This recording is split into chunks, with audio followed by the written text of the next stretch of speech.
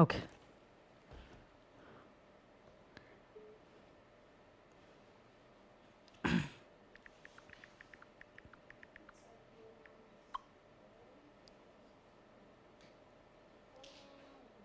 अरे लेक्चर 1 ठीक से नहीं हुआ था, उसमें प्रॉब्लम्स थी, मतलब टेक्निकल प्रॉब्लम्स थी, इसलिए मैम ने अपलोड नहीं किया। वो उसमें सिर्फ मैम ने कॉन्ट्रैक्ट बताया था कि वो क्या होता है, सेंड कर सकते हो मुझे अपना मतलब।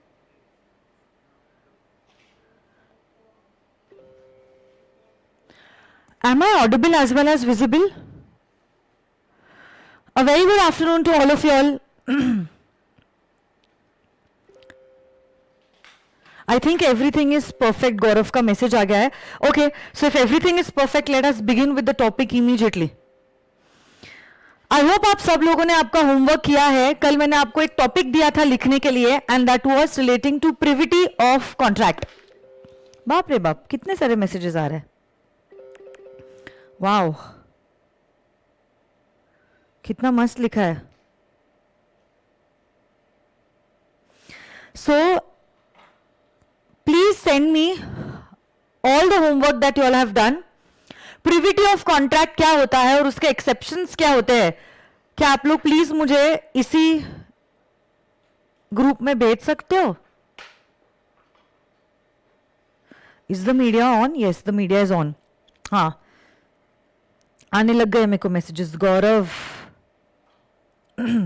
पूजा, Nandini, good. Vaishnavi, nice, very nice. ये दोनों गौरव एक है या अलग अलग है? मुझे आज तक समझ में ही नहीं आया.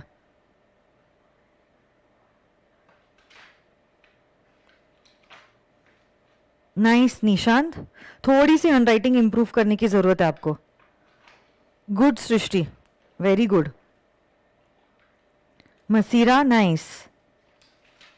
Gayatri, very good. Very neat, clean and systematically written Gayatri. But Gayatri, थोड़े से आपने ये जो 7 पॉइंट्स लिखे हैं ना, मैं चाहती हूँ आप इनको एक एक सेंटेंस में एक्सप्लेन भी कर दीजिए, ठीक है. बाकी आपके सातों के सातों पॉइंट्स करेक्ट है, but please give a little explanation. सिर्फ एक एक सेंटेंस भी आपने लिख दिया तो भी चलेगा, है ना. विश्वास, थोड़ा सा आपको प्रेजेंटेशन पे काम करना पड़ेगा. हैंडराइटिंग थोड़ी सी इंप्रूव करने की जरूरत है ना. Good Muskan, nice. Good Namita. Mayank, nice. Snehal, very good, very nicely presentated. Good handwriting also, neat, clean, no scribbling, very good Snehal.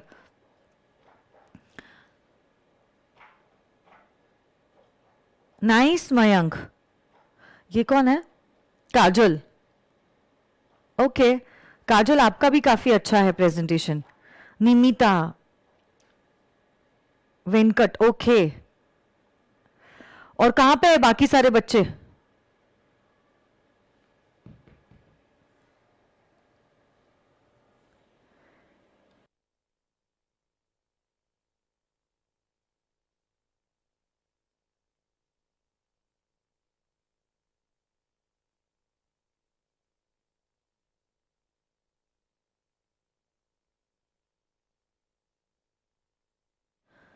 Where are the rest of the students?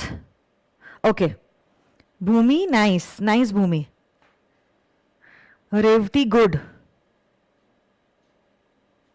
यश, अच्छा लिखा है आपने, बट आप ऐसे why you are writing between the two lines? Yash, is this your habit और आपने ऐसे ही लिखा है जानबूझ के? आप लाइन को टच करके लिखा करो ना यश. लैंसी, नाइस. बट थोड़ा सा लैंसी, आपका इमेज क्लियर नहीं है. आई am not sure about your hand writing because बहुत दूर से शायद आपने ये इमेज लिखा भेजा है मुझे. Aman, good. Nice. Rohan, Dimple. Rohan, but मेरे को आपका एक ही इमेज मिला, बाकी नहीं मिला रोहन. गुड. खुशी, नाइस वर्क. हिमांशु. श्रुति,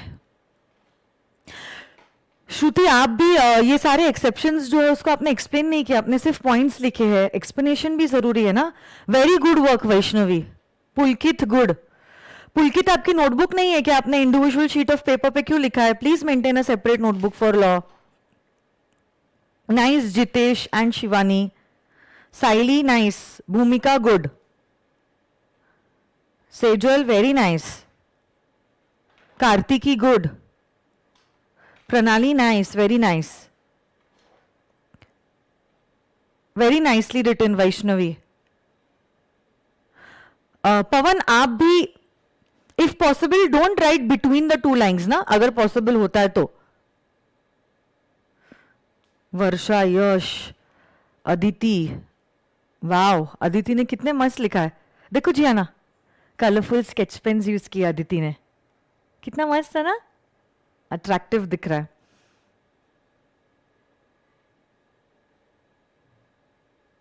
मानव, निराली, ओके.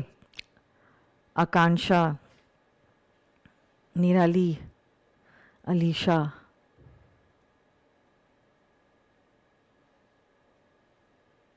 अनमोल आपने बहुत fast fast fast fast fast लिखा है क्या? ऐसे मुझे लग रहा है आपकी हैंडराइटिंग से.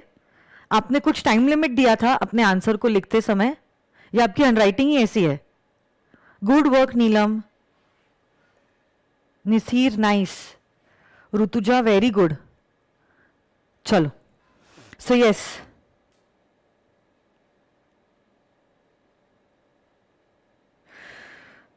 सो I am so proud of all of you all.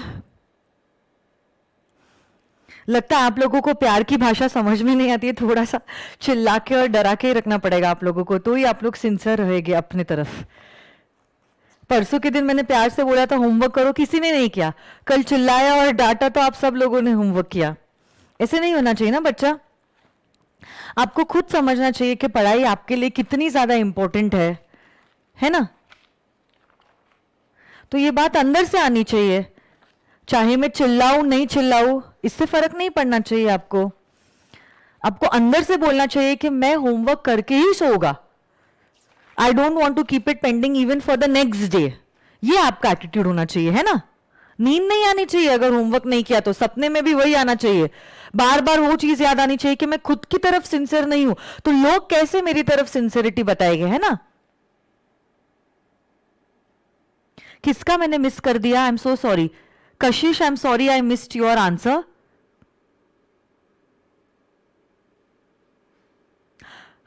कशिश, हो सके ना तो थोड़ी सी हैंडराइटिंग प्लीज इंप्रूव करने की कोशिश करो ना. और निशांत आप भी, शायद निशांत को मैंने कल भी कहा था, कैसे ना ये सब्जेक्ट मेरा थ्योरेटिकल सब्जेक्ट है और ऊपर से इट इज सब्जेक्टिव ऑल्सो, तो handwriting makes a big difference. मेरा भी पढ़ो. जितेश का पढ़ा ना मैंने. जितेश, आपका आंसर पढ़ा मैंने बेटा आपका.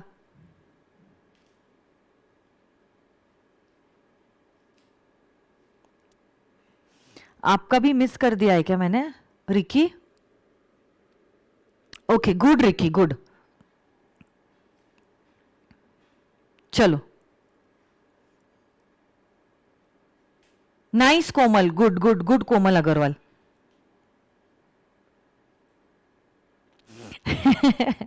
ठीक है, चलो. I am so proud of every one of you all who has written the answer, and I am quite sure all this will pay of.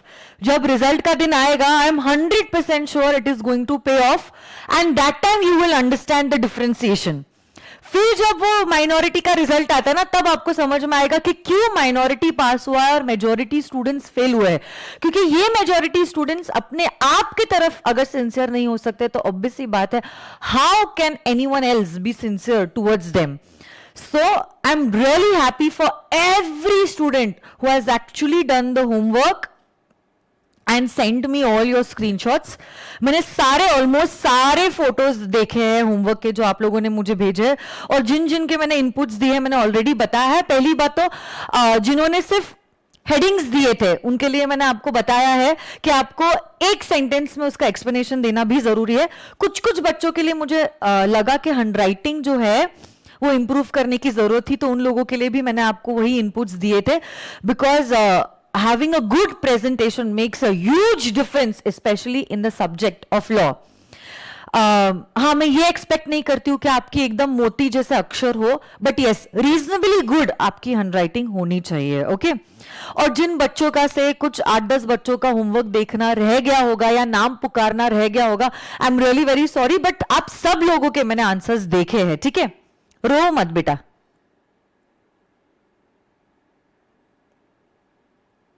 Jitesh, आपने प्रिया के साथ ऐसा क्यों किया? आपने क्यों उसके होमवर्क का फोटो भेजा है? Very bad Jitesh.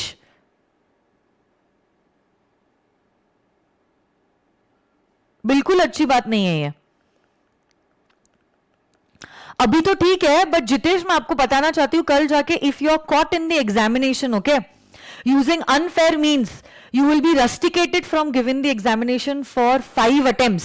So don't let this happen in the examination. हाँ, अभी आपने मस्ती की होगी, टाइम पास के लिए ये किया होगा, that is one thing, but this shouldn't happen in the examination. You cannot cheat. Cheating करना अच्छा है या बुरा है? बहुत बुरा है ना. Bad, very bad Jitesh. ऐसा नहीं करना चाहिए आपको. खुद होके होमवर्क करना चाहिए, है ना जियाना? आप तो हर रोज होमवर्क करते हो ना, like a good girl. Yes. Come on. Let's start with the topic. So everyone, yesterday,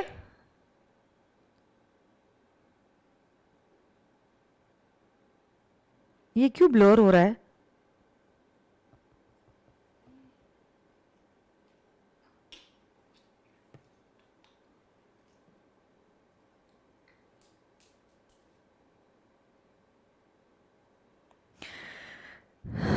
Yesterday, we had started with unit number 3.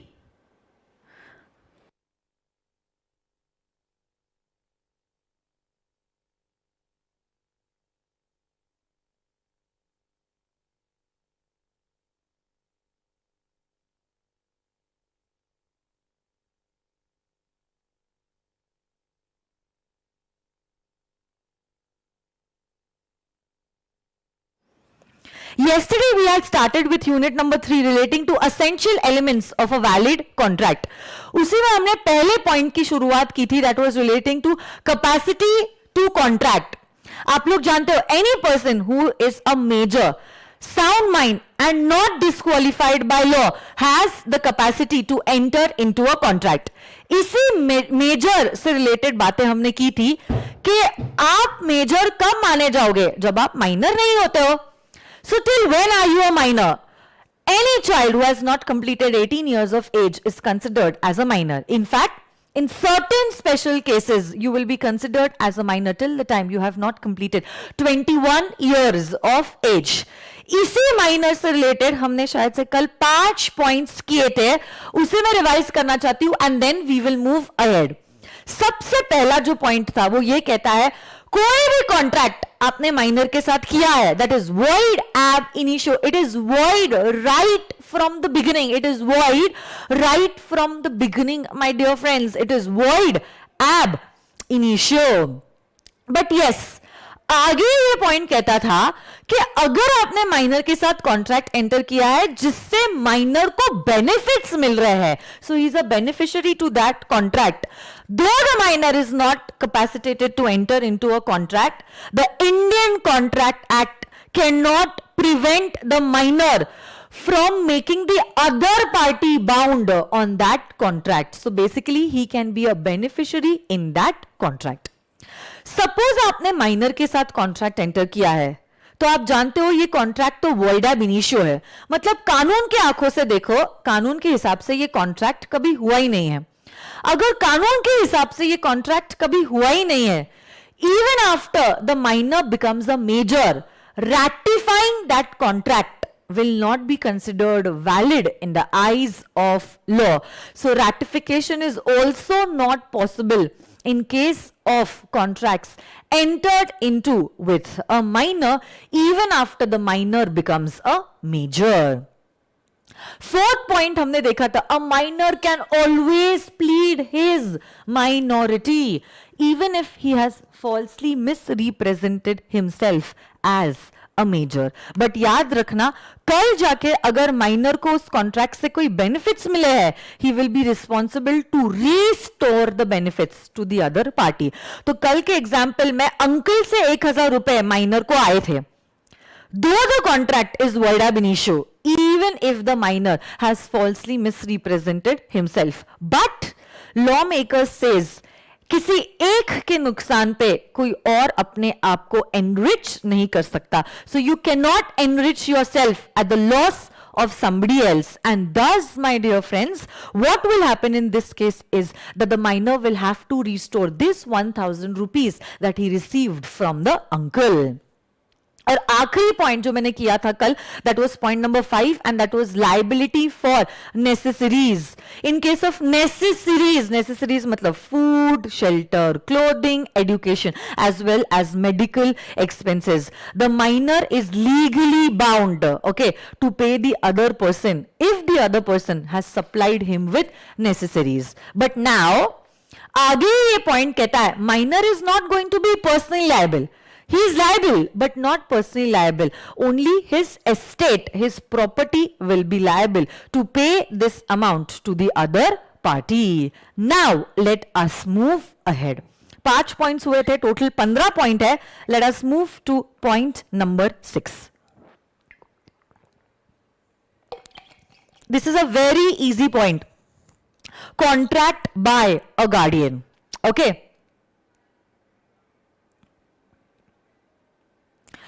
कोई भी कॉन्ट्रैक्ट जो किसी गार्डियन ने एंटर किया है on behalf of the minor will be valid if, my dear friends, this contract is for the benefit of the minor and this guardian is competent to enter into the contract for and on behalf of the minor. वापस से सुनो मेरी बात. पहली बात तो यहां पे क्या हो रहा है, guardian is entering into a contract on behalf of the minor. वो कब कर सकता है, जब उसके पास ये पावर है to act on behalf of the minor, and plus through this contract the minor is getting benefits. Then such contracts will be valid in the eyes of law and will be enforceable in the eyes of law. So very simple point. आइए read करते हैं point number 6. Where guardian makes a contract for minor which is within his competence and which is for the benefit of the minor, there will be a valid contract which the minor can enforce. Next, point number 7, specific performance. Actually specific performance के बारे में हम लोग detail में unit number 5 breach of a contract and its remedies में पढ़ने वाले हैं. स्पेसिफिक परफॉर्मेंस क्या होता है, let me tell you one thing.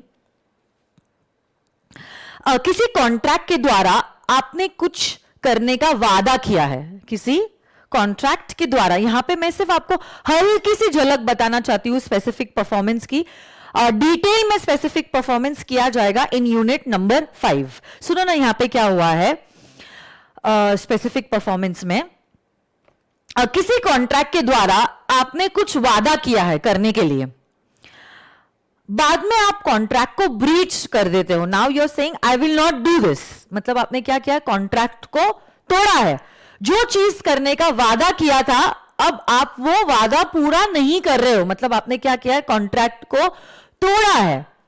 Law makers कहते हैं अगर दूसरी पार्टी चाहे आपको स्पेसिफिक परफॉर्मेंस के लिए स्यू कर सकती है. स्पेसिफिक परफॉर्मेंस के लिए स्यू करना मतलब क्या, अब कोर्ट ऑफ लॉ के ऑर्डर के द्वारा you will be compelled to do that thing which you had promised in the contract. इसी को कहते हैं स्पेसिफिक परफॉर्मेंस. अब आप समझने की कोशिश कीजिए, कोई भी कॉन्ट्रैक्ट जो आप माइनर के साथ एंटर करते हो वो तो वॉइड ab initio होता है ना. वॉइड ab initio मतलब वो इनफोर्सेबल ही नहीं है, वो भी राइट फ्रॉम द बिगिनिंग.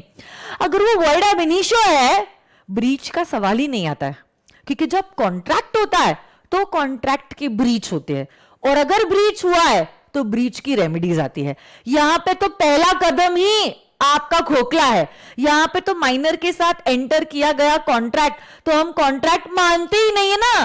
तो उसका ब्रीच होना और स्पेसिफिक परफॉर्मेंस के लिए स्यू करना, वहां तक तो बात पहुंचेगी नहीं. इसलिए ये पॉइंट नंबर 7 वही कहता है, minor's agreement being absolutely void. Okay, it is void ab initio. There is no question of specific performance of such an agreement. Getting this or no, my dear friends? Yes. अब अगला point number 8, a minor cannot be declared as insolvent. अच्छा,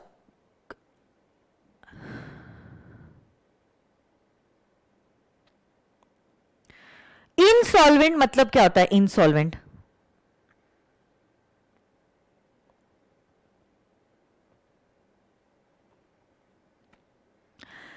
insolvent मतलब आपकी assets है कम और liabilities हो गई है ज्यादा. इंसॉल्वेंट का क्या मतलब होता है? आपकी एसेट्स हो गई है कम और आपकी लायबिलिटीज जो है वो हो गई है ज्यादा. आप समझने की कोशिश करो, अ minor can never be liable on any contract. तो मतलब लायबिलिटीज तो माइनर की हमेशा जीरो ही रहेगी ना. हां, हो सकता है माइनर की एसेट्स है या ना है, हो भी सकता है एसेट्स है, हो भी सकता है एसेट्स ना है, बट कोई भी केस में लायबिलिटीज तो कभी नहीं होती है ऑफ अ माइनर. और अब अगर माइनर की लायबिलिटीज ही नहीं है, he can never ever be declared as an insolvent person. तो ये पॉइंट नंबर 8 वही कहता है, a minor can never ever be declared as insolvent as he is never liable on any contracts. हो सकता है उसके नाम पे कुछ बेनिफिट्स है, हो सकता है उसके नाम की एसेट्स है, बट लायबिलिटीज तो हमेशा जीरो ही होगी. तो ऐसा कभी नहीं होगा कि माइनर की लायबिलिटीज ज्यादा है और एसेट्स कम है. It can always be the other way round कि एसेट्स ज्यादा है और लायबिलिटी जीरो है. So therefore we have concluded that a minor can never ever be declared as an insolvent person. Yes, किसी ने एकदम सही से कहा है, अनमोल और भावेश, लेमन लैंग्वेज में हम कहते हैं वो इंसान बैंकक्रप्ट हो गया है. माइनर कभी बैंकक्रप्ट नहीं हो सकता है, ठीक है, क्योंकि उसकी लायबिलिटीज जीरो होती है, शून्य. ठीक है, नेक्स्ट पॉइंट नंबर 9. हाँ, ये हम लोग पार्टनरशिप एक्ट में बहुत डिटेल में पढ़ने वाला है. क्या कहता है पॉइंट नंबर 9? पॉइंट नंबर 9 कहता है कि उसके लिए मेरे को आपको समझाना पड़ेगा what is a partnership. A partnership is a contractual relationship between 2 or more persons. Okay, a partnership is a contractual relationship between 2 or more persons. आप समझने की कोशिश करो, a partnership is also a classic example of a contract. और आप जानते हो कोई भी कॉन्ट्रैक्ट वैलिड होने के लिए the parties should have the capacity to enter into a contract. क्या माइनर के पास कॉन्ट्रैक्ट एंटर करने का पावर है? No, a minor does not have the power to enter into a contract. If a minor does not have the power to enter into a contract, my dear friends, उस case में you can not create a partnership with a minor. You cannot create a partnership with a minor. Why? Because a minor does not have contractual powers. But let me tell you one thing, my dear friends. A minor can always be admitted to an existing partnership firm, but only for the benefits. तो आप partnership create नहीं कर सकते हो with a बालक. But suppose कोई firm already created है with partners A B C, तो आप बालक को एंटर करवा सकते हो in this existing partnership, but then he will only get the benefits. He will not be liable in this partnership firm. बहुत डिटेल में इसके ऊपर हम लोग चर्चा करने वाले हैं in the Indian partnership act. Okay, point number 10. A minor can act as agent, but he will not be liable to his principal for his acts. Yes, my dear friends. तो अगर आप देखोगे, सुनो ना मेरी बात, अ minor can be an agent.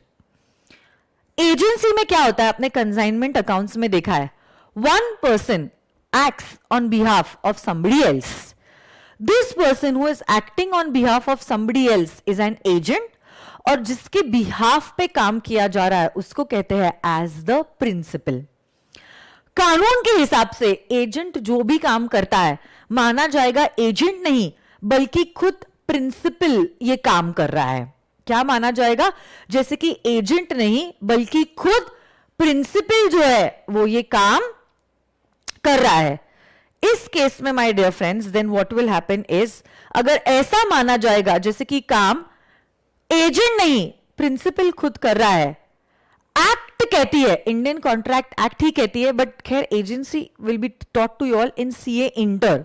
मैं ही आपको सीए इंटर में agency, indemnity, guarantee, bailment, pledge के बारे में बताने वाली हूं, because this is a portion which is covered in CA inter, है ना।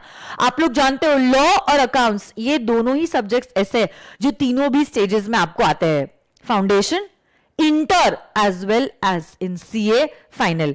तो कुछ चीजें इंडियन कॉन्ट्रैक्ट एक्ट की, कंपनीज एक्ट की आप यहां पे पढ़ोगे, बाकी की चीज आप वहां पे पढ़ोगे। वहां पे मतलब कहां पे, इन सीए इंटर। तो सीए इंटर में डिटेल में मैं आपको एजेंसी के बारे में पढ़ाने वाली हूं, बट यहां पे क्योंकि रेफरेंस आया है, let me tell you one thing, कानून मानता है कि काम एजेंट नहीं बल्कि प्रिंसिपल खुद कर रहा है। तो अल्टीमेट लायबिलिटी किस पर्सन के ऊपर है, अल्टीमेट लायबिलिटी प्रिंसिपल के ऊपर है। अल्टीमेट लायबिलिटी किसके ऊपर है बच्चों, प्रिंसिपल के ऊपर है। इसलिए एक्ट कहती है प्रिंसिपल के पास कैपेसिटी टू कॉन्ट्रैक्ट होनी चाहिए, प्रिंसिपल के पास कैपेसिटी टू कॉन्ट्रैक्ट होनी चाहिए। उस केस में अगर प्रिंसिपल के पास कैपेसिटी टू कॉन्ट्रैक्ट होनी चाहिए, my dear friends, agent can even be a minor. So even if the agent is a minor will not make a difference, because कानून के हिसाब से ये काम एजेंट ने नहीं बल्कि हमारे प्रिंसिपल ने ही किया है। इसीलिए ये पॉइंट नंबर 10 कहता है a minor can act as an agent। ठीक है, बट देखो आगे क्या लिखा है, he will not be liable to his principal for his acts। इसका क्या मतलब होता है, जैसे कि मुझे ये मोबाइल बेचना है, ठीक है, और मैं कहती हूं आपको, आप कौन हो, एक माइनर हो, कि ये मोबाइल को आप 50,000 से 1 रुपये कम में मत बेचना।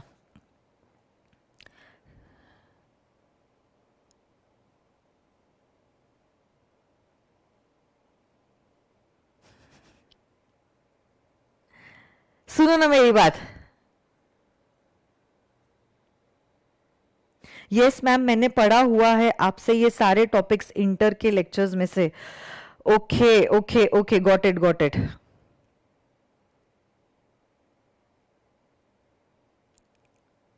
बट कुछ कारणवश हम पूरा नहीं कर पाए, कोई बात नहीं गौरव, इट इज ओके। अभी आप फाउंडेशन अटेम्प्ट क्लियर कर लेना, फिर इंटर में मेरे पास वापस आ जाना, है ना। इतने जल्दी आपका साथ थोड़ी ना छोड़ने वाली हूं मैं, आपके साथ हूं मैं, यू डोंट वरी, ओके। सवाल ये है क्या आप मेरे साथ होगे, है ना। मैं तो आपका साथ देने के लिए पूरी तरह से तैयार हूं। आ जाइए, सुनो ना मेरी बात, मैं क्या एग्जाम्पल दे रही थी। Suppose I appointed you as my agent to sell this mobile phone, okay, and I told you 50,000 से 1 रुपए कम में भी ये मोबाइल फोन मत बेचना। You are a minor and you sold it for only 20,000 rupees, सिर्फ 20,000 में आपने मेरा ये आईफोन बेच दिया। अब देखो, for the acts of the agent the principal is responsible. अब थर्ड पार्टी को तो मुझे ये मोबाइल फोन 20,000 में बेचना ही पड़ेगा, but unfortunately I will not be able to sue you for that 30,000 rupees. Why? Because you are a minor. तो यही वो पॉइंट कहता है, he will not be liable to his principal for his acts. Getting this or no, my dear friends? Yes. Thank you so much, Gaurav. Thank you. Thank you, Kashish. I will be most happy to see you all in CA inter after few months.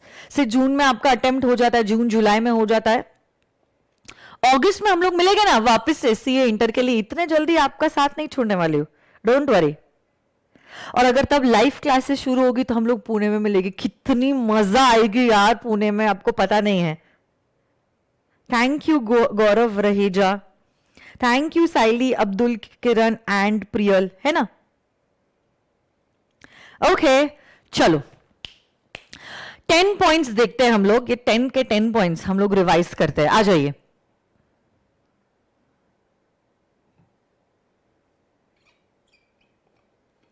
विश्वास कह रहा है classic example, Tappu ने एक बार भिड़े की scooter बेच दी थी ऐसा हुआ था क्या? अच्छा ओके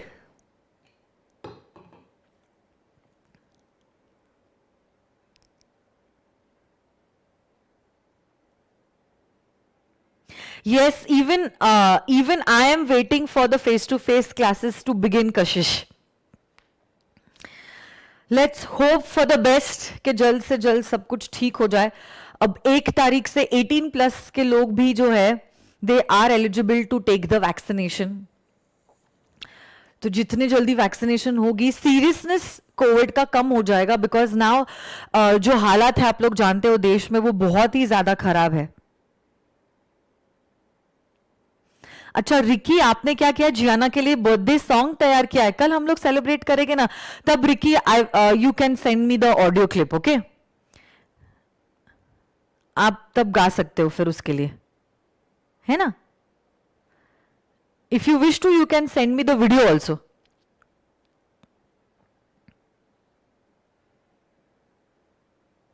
हाँ ना बेटा, मैं भी तरस गई हूँ फेस टू फेस क्लासेस शुरू करने के लिए।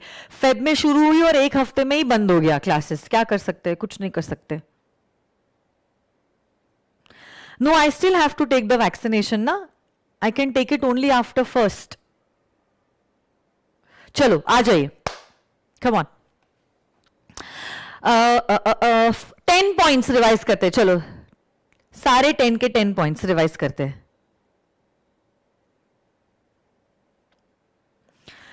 सबसे पहली बात, जब कभी भी आप कॉन्ट्रैक्ट के साथ कॉन्ट्रैक्ट के साथ देखो मैं उस फेस टू फेस दुनिया में चली गई, हो जाता है ऐसे कभी कभी।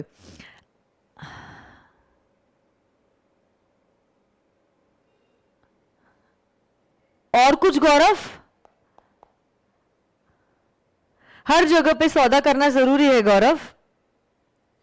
सुनो ना, सबसे पहली बात तो जब कभी भी आप माइनर के साथ कॉन्ट्रैक्ट एंटर करते हो वो वॉइड ab इनिशियो होता है, बट अगर माइनर बेनिफिशियरी है then that is allowed. No ratification is allowed even if the minor becomes a major.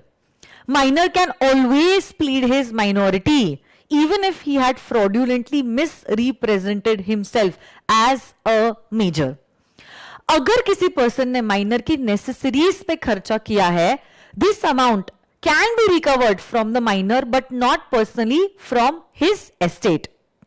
Minor जो है उसके अगेंस्ट स्पेसिफिक परफॉर्मेंस का आप केस फाइल नहीं कर सकते।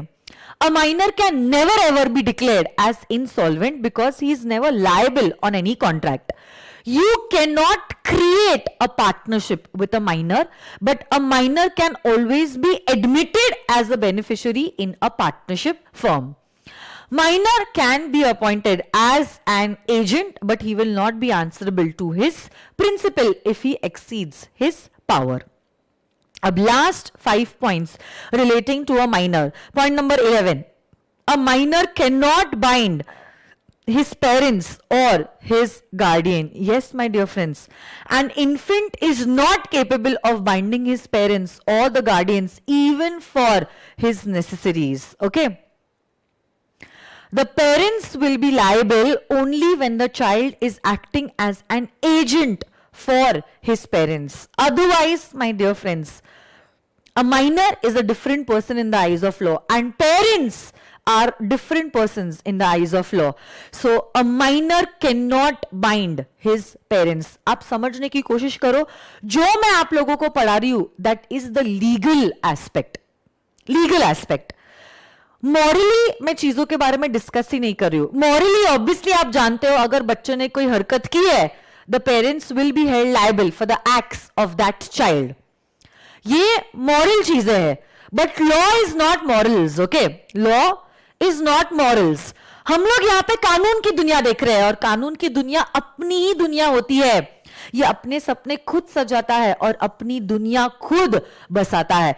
यहां पे लीगल पॉइंट ऑफ व्यू से क्लियरली लॉ कहता है that infant is not capable to bind his parents even for the necessaries.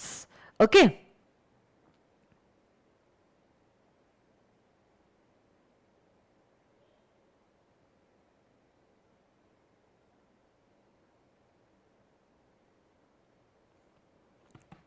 next point number next, that is point number 12. everyone please just stop chatting on the group. Joke खत्म हो गया और अब हम लोग आगे बढ़ रहे हैं ना, जिंदगी में बहुत आगे बढ़ना है हमें, एग्जाम्स आ रहे हैं आप लोगों की. Point number 12, joint contract by minor and an adult. My dear friends, if there is a joint contract by the minor and an adult,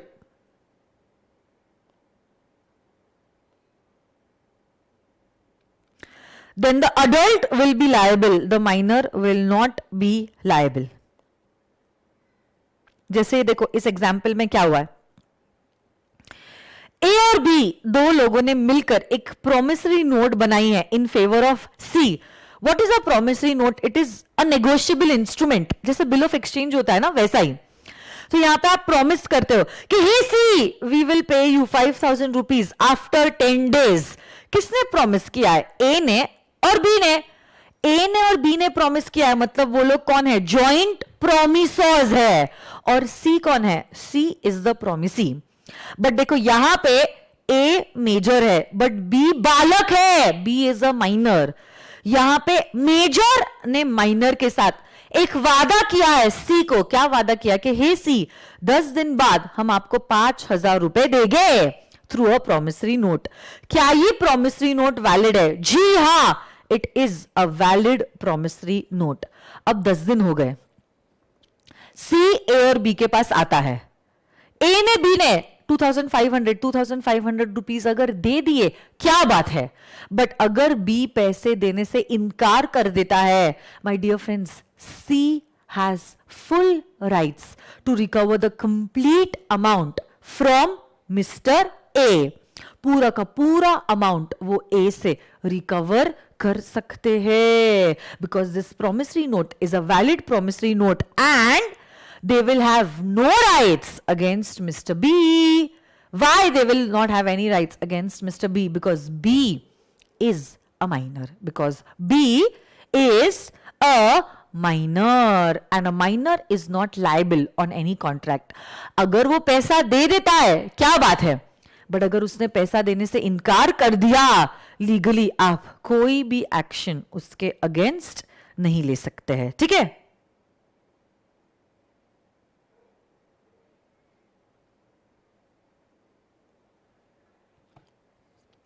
So if you all wish to, you can write down this example. अगला point.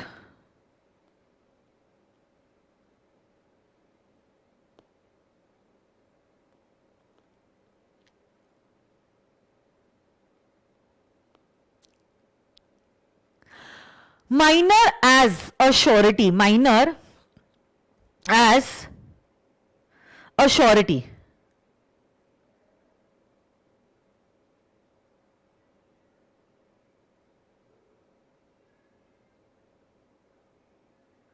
Everyone please stop chatting. I will just turn off the chats. Okay.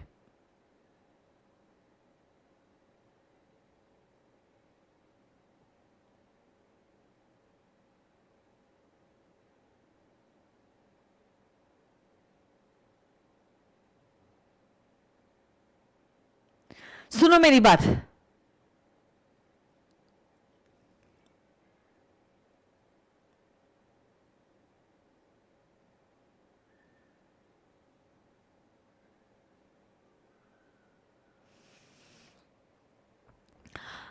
एक contract होता है जिसको हम कहते हैं a contract of guarantee.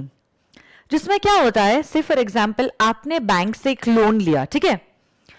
अब banker कह रहा है हम आपको लोन तभी देंगे जब मैम गारंटी लेती है।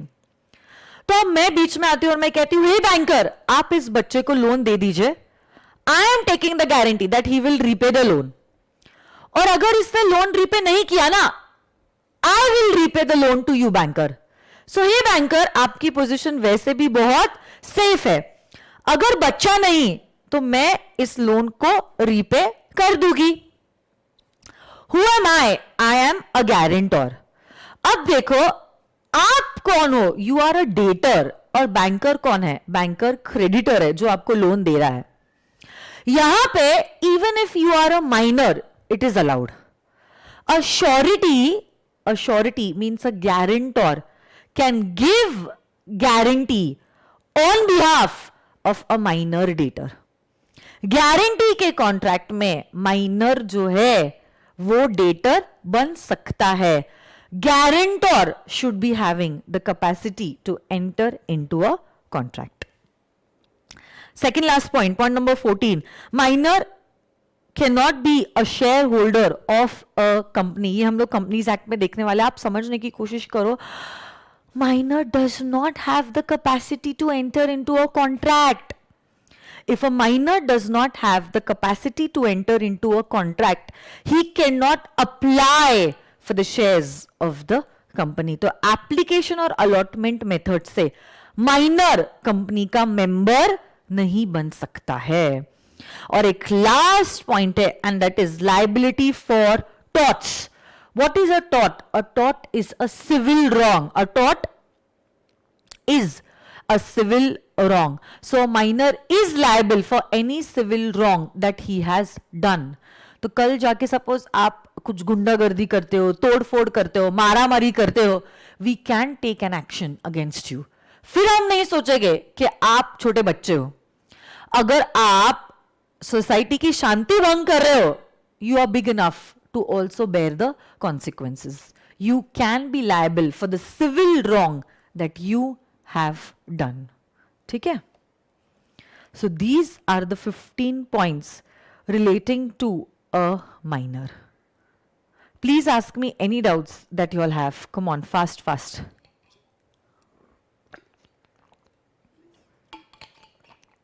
Then we will move on to the next 2 points, that is sound mind and persons disqualified by law।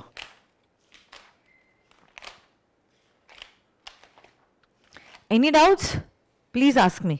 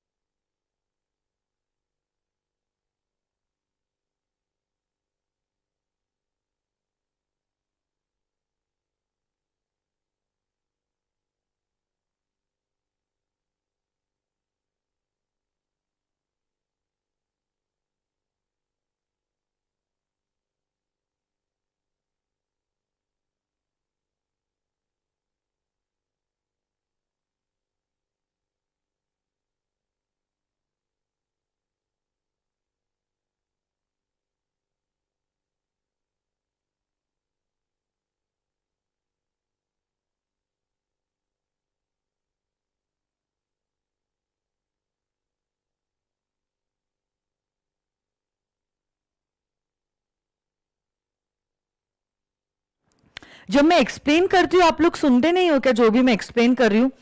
Y all want me to repeat the points again? अगर कुछ डाउट है तो पूछो यार. Repeating the points is not possible. You can watch the lecture again. Specific performance आगे होगा, don't worry. Specific performance मतलब court के ऑर्डर के द्वारा you are compelling a person to perform his part of the promise that he had promised under a contract. एक काम करो, लिख दो स्पेसिफिक परफॉर्मेंस का मतलब. लिखो, by the order of the court, by the order of the court, I'm telling you all what do you mean by specific performance. लिखो, by the order of the court you compel a person, you compel a person to perform his part, to perform his part,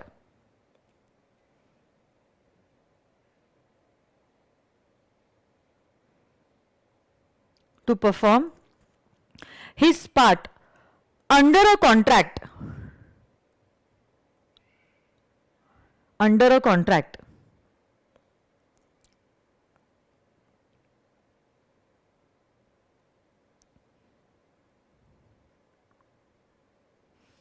Under a contract that he undertook, that he undertook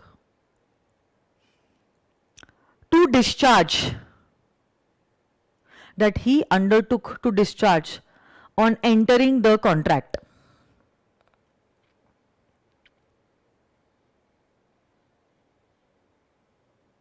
On entering the contract. 15th point ये कहता है, कल जाके अगर minor ने कोई civil wrong किया है, सिविल रॉन्ग को लीगल लैंग्वेज में कहते हैं a tort, TORT, tort.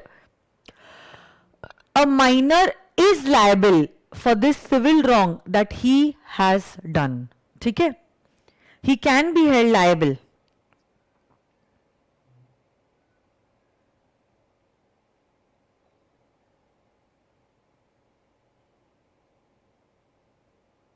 Okay. 11 point यही चीज कह रहा था, even if you are a minor you are not capable of binding your parents or your guardians in a contract.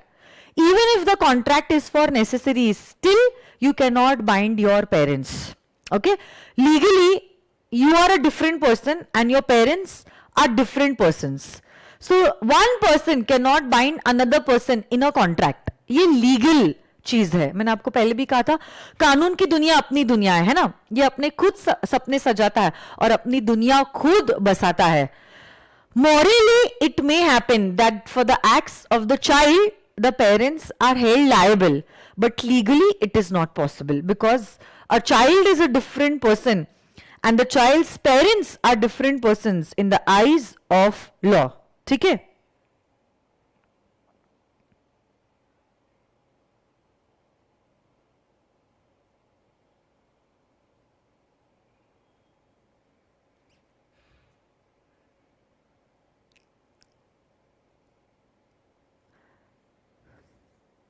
Oh shit.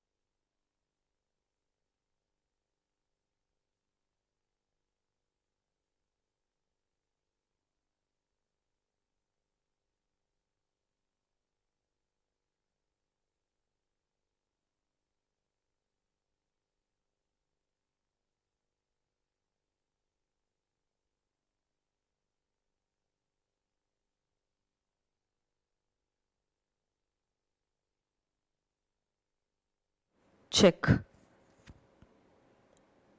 मैं कब से बोली जा रही थी और माइक ही म्यूट पे था।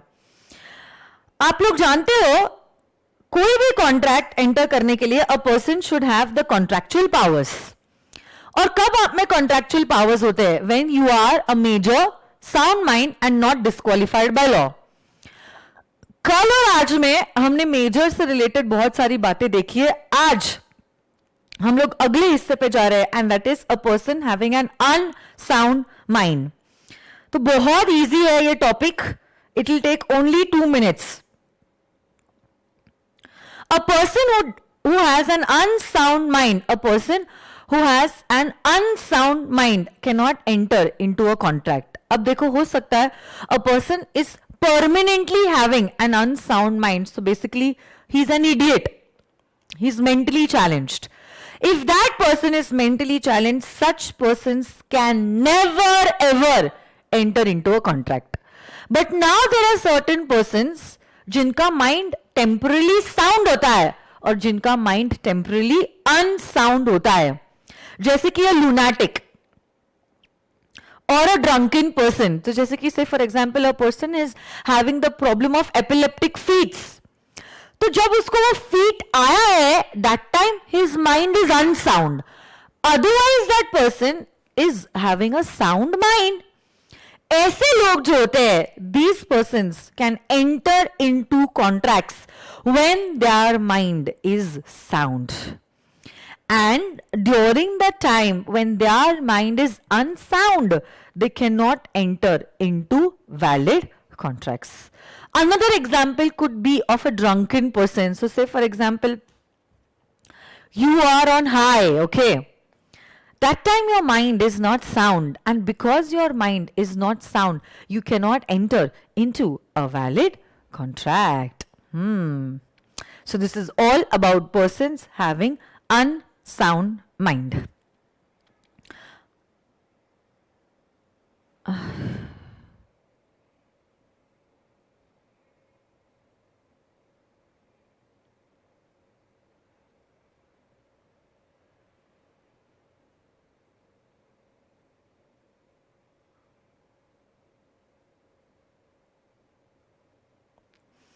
Am I audible or no? I'm not able to understand. Okay, I am audible. ठीक है।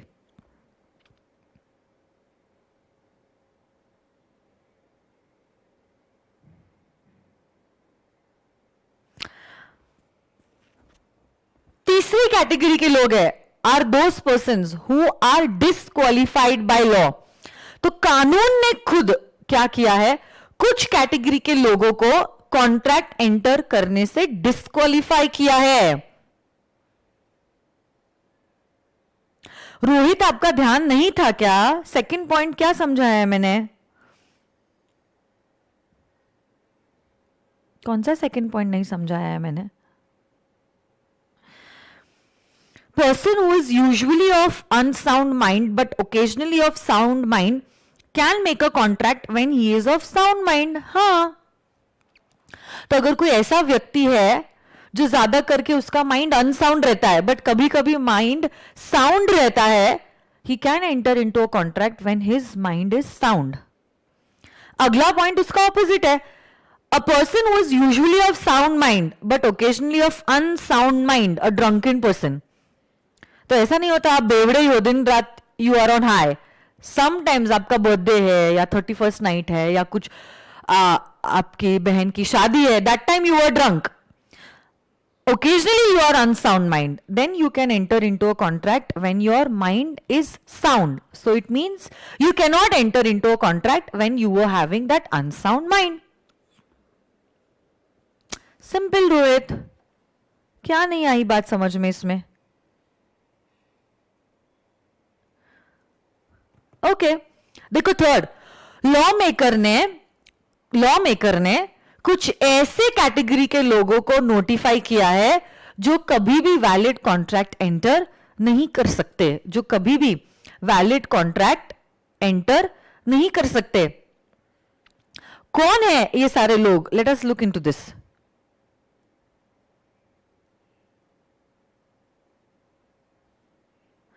Besides minor and persons having unsound mind, there are other persons who are disqualified from contracting, either partially or wholly, so that contracts by such person are void. Void ab initio, matlab it is void right from the beginning, okay? Incapacity to contract may arise because of political status, corporate status, legal status, etc., etc.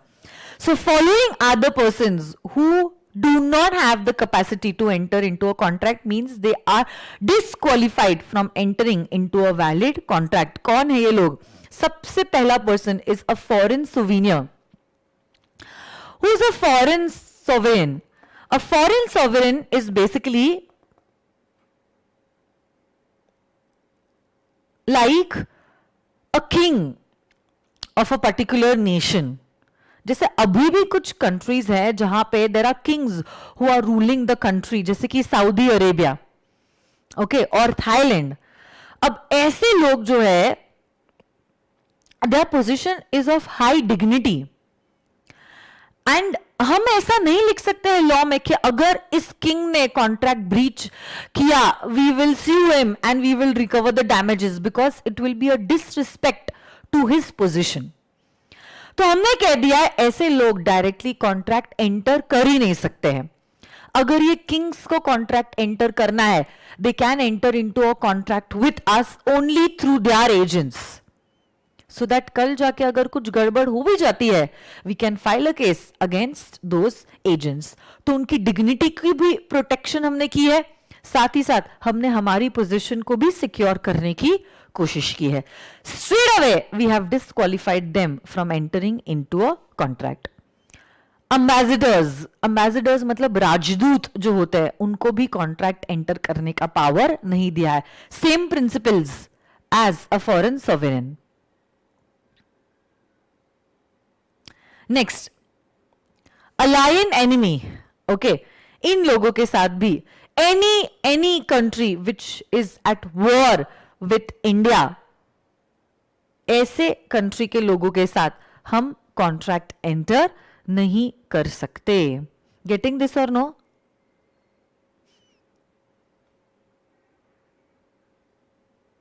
जैसे कि से for example purpose, अभी तक तो officially declare नहीं हुआ है, we are at war with China. कोई भी कॉन्ट्रैक्ट अगर हमने किसी चाइनीज के साथ किया है, ऐसा contract will be void ab initio, because that person belongs to a country with which India is at war. Okay?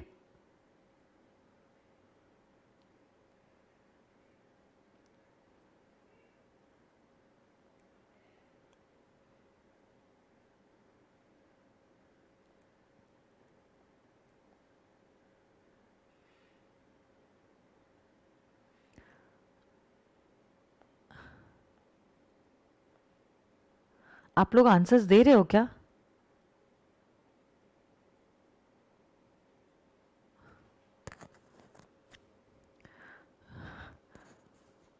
Next, corporations के बारे में मैं आपको बताती हूं. दे आर नॉट, कॉरपोरेट्स जो होते हैं, they enter into contracts through their directors because they themselves don't have the capacity to enter into a contract. Why? Because they are an artificial person. अपने नाम पे कॉन्ट्रैक्ट एंटर कर सकते हैं, but खुद तो कैसे करेंगे? जैसे कंपनी तो एक आर्टिफिशियल पर्सन है ना.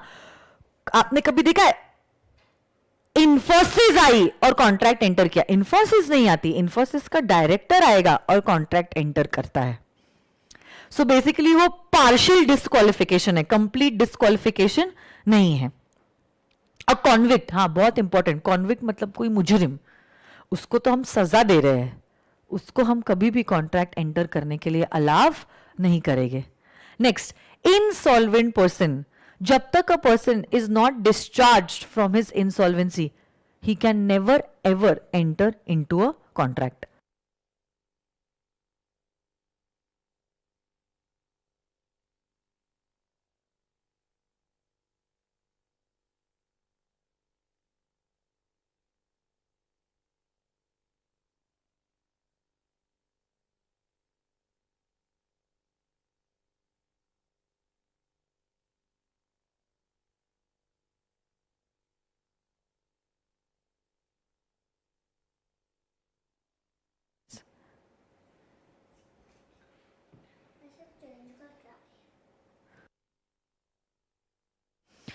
वो मैम ने सपोज किया ऑफिशियली अपना कोई वॉर नहीं है चाइना के साथ. हाँ, एग्जैक्टली राइट.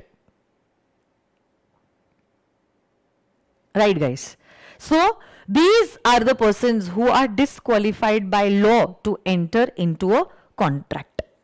किसी ने पूछा है सजा के बाद कॉन्विक्ट क्या कॉन्ट्रैक्ट एंटर कर सकता है? जी हाँ निशांत. सपोज से फॉर एग्जाम्पल जैसे सुब्रत रॉय सहारा को 3 साल की जेल हुई थी, तो जब तक वो जेल में थे ही वॉज अ कॉन्विक्ट.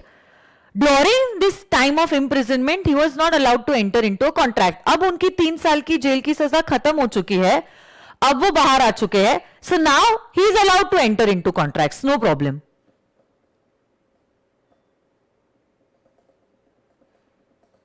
है ना? So yes, a convict can enter into a contract once उसकी सजा खत्म हो जाए तो. ठीक है. क्या आप लोगों की मैथ्स की क्लास है आज?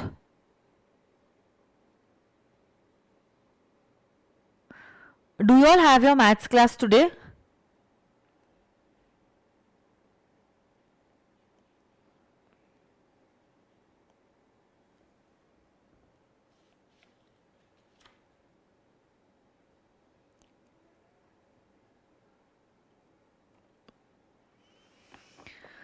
Okay, economics class is over, so I can take lectures from 12 o'clock.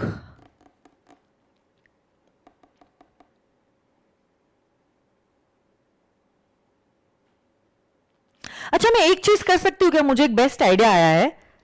सुनो ना, मैं इंडियन कॉन्ट्रैक्ट एक्ट तो कंटिन्यू करती रहोगी और लाइव लेक्चर्स लेती रहोगी साइमल्टेनियसली. सुनो ना मेरी बात. यस मैम, 3 बजे है क्या क्लास? अच्छा सुनो ना, आपकी इकोनॉमिक्स की क्लास खत्म हो गई, so now you only have 3 lectures in 1 day. जी हाँ ना.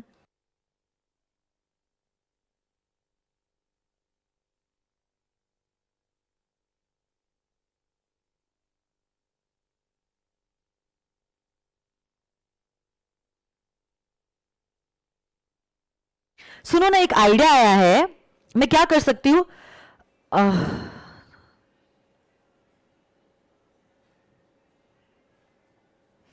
आपके इंडियन कॉन्ट्रैक्ट एक्ट के साइमल्टेनियसली में लेक्चर्स लेती रहोगी.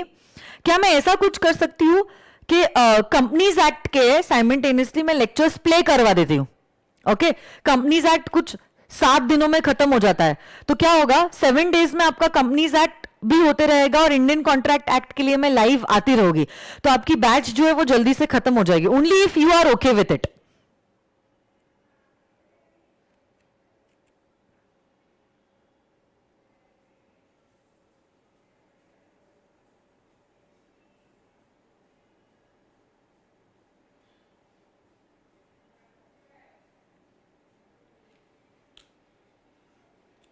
क्या बोलते हो आप लोग? मुझे आपके ओपिनियन दो ना.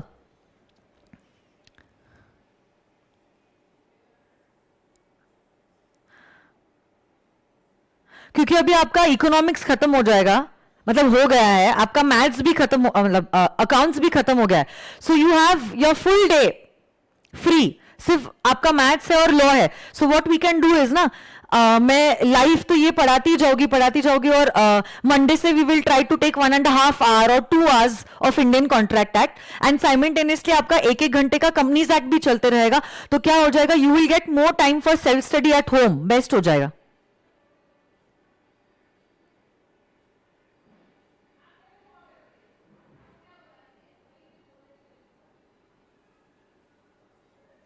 अरे सिर्फ कंपनीज एक्ट की बात कर रही हूं बेटा, 7 लेक्चर्स है कंपनीज एक्ट का, बाकी सब तो मैं लाइव ही पढ़ा रही हूं. आपका इंडियन कॉन्ट्रैक्ट एक्ट है, सेल ऑफ गुड्स एक्ट है, पार्टनरशिप एक्ट है, सब कुछ लाइव ही तो होने वाला है ना.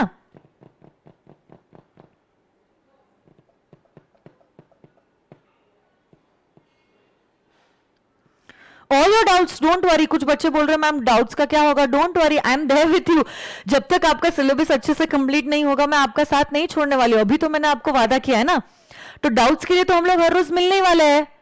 तो क्या करूंगी, सबसे पहले 15 मिनट आपके जो भी कंपनीज एक्ट के डाउट्स है वो मैं सॉल्व करूंगी और फिर हम लोग इंडियन कॉन्ट्रैक्ट एक्ट की शुरुआत करेंगे. So doubts will be solve, don't worry.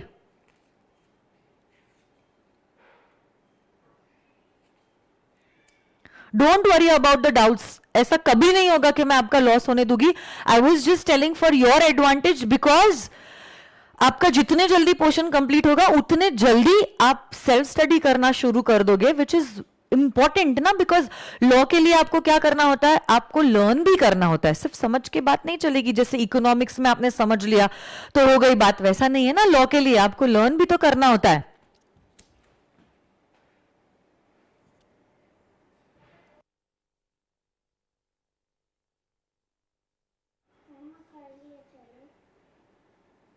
इसीलिए मैं बोल रही हूं, और कुछ नहीं.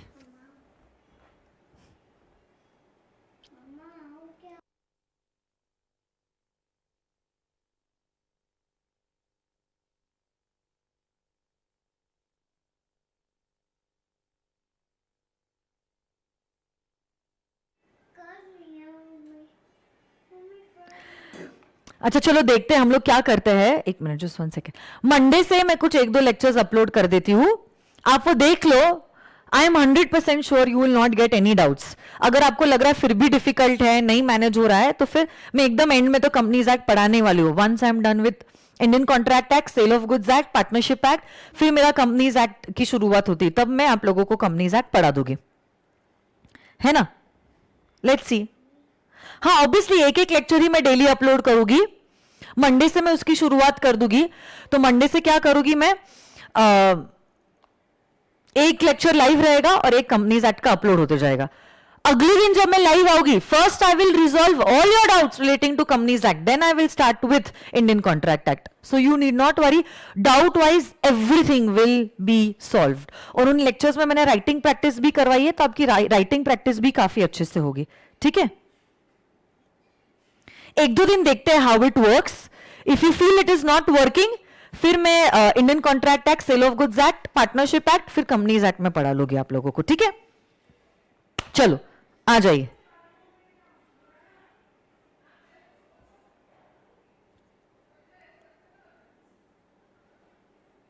यस ऋतुजा, वो लेक्चर्स रेगुलर बैच के, इसलिए तो मैं आपको कह रही हूं कि आप लोगों को कोई डाउट आएगा ही नहीं. रेगुलर बैच के लेक्चर्स है with all the amendments, everything is covered. और उसमें राइटिंग प्रैक्टिस भी है, because it's a regular batch ना, तो एकदम डिटेल में पढ़ाया है, सिखाया है.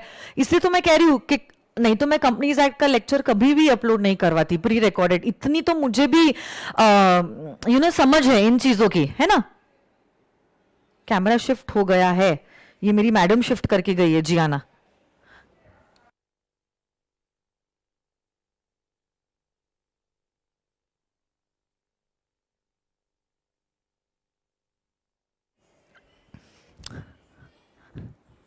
ओके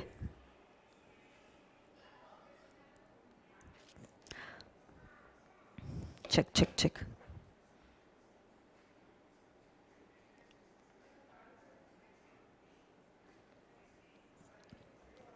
ओके, फ्री कंसेंट, 5 ही मिनट बचे हैं.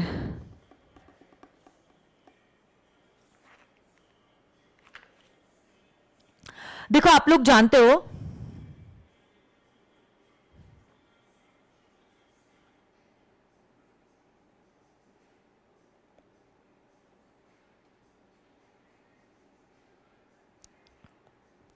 कोई भी कॉन्ट्रैक्ट वैलिड होने के लिए लगता है क्या, free consent of the parties. Consent free कब नहीं होता है, when it is caused either by coercion, undue influence, fraud, misrepresentation and mistake. हम शुरू करने जा रहे हैं with the first point and that is coercion. कोएशन में अगर आपको याद होगा, मैंने एग्जाम्पल दिया था नाना पाटेकर एंड आरके. यहां पे क्या हुआ था, यहां पे कुछ ऐसा हुआ था कि गन पॉइंट पे नाना पाटेकर ने आरके को कहा कि मुझे 20 लाख रुपए दो and I am not going to pay any interest on that particular amount. अब ऐसे केस में ऑब्वियसली बात है, जान से ज्यादा तो 20 लाख रुपए है नहीं, तो आरके ने ये 20 लाख रुपए जो है वो दे दिए to Nana Patekar without even asking for interest. अब यहां पे देखो क्या हुआ है, यहां पे जरूर आरके ने हां बोला है, बट उनका कंसेंट फ्री नहीं है. His consent has been caused by coercion. His consent has been caused by coercion. Coercion में क्या होता है? There is a physical pressure. Coercion में क्या होता है? There is a physical pressure.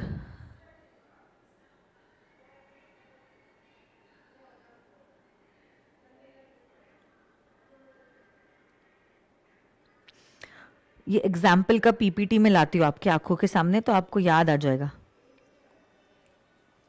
Coercion में क्या हो रहा है my dear friends? There is a physical pressure. What are you doing? you are either applying or you are threatening to apply. You are either applying or you are threatening to apply against a particular person to cause a harm, or you want to detain the property of some person, which is obviously against the interest of that person. So you are either applying or you are threatening to apply, okay, any harm to a particular person or harm to the property of that particular person.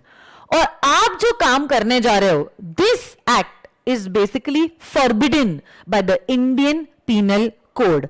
इसी को कहते हैं as coercion. कोई भी contract which is entered under coercion is considered as voidable at the option of the aggrieved party. Such a contract is considered as voidable at the option of the aggrieved party. Who is the aggrieved party? aggrieved party वो party है जिसके साथ गलत हुआ है. Okay, अगर वो party action लेती है तो कॉन्ट्रैक्ट वॉइड हो जाता है, बट अगर वो पार्टी चुप रहती है, that contract remains to be a valid contract. ऐसा ही contract which can become void at the option of one party but not at the option of the other party is known as a voidable contract. Is known as a what? Come on, tell me. Voidable contract is known as a voidable contract. एक बार ऐसे ही हुआ था,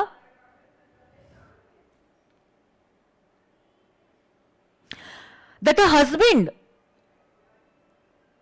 threatened his wife that he will commit suicide if the wife does not transfer certain property in his name.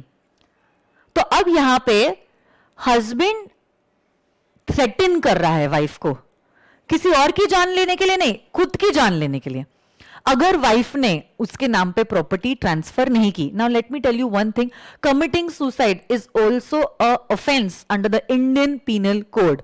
This case was set aside under coercion.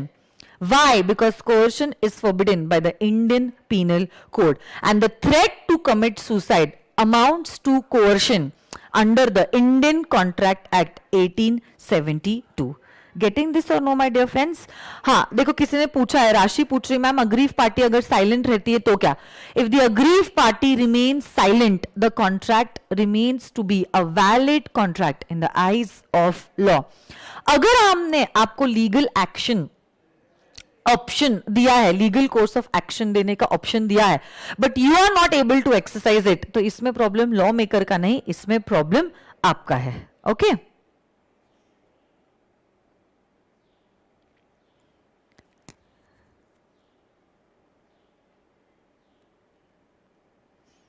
मैं वापस से कह रही हूं प्रिया राशि के लिए, अगर पार्टी जो है वो चुप रहती है, the contract will remain to be a valid contract. The contract will remain to be a valid contract. Yes और नो गाइस? यस. तो अब बाकी सारी चीजें हम करेंगे कल. Tomorrow we will start a little early. Okay, so say tomorrow we will start the class by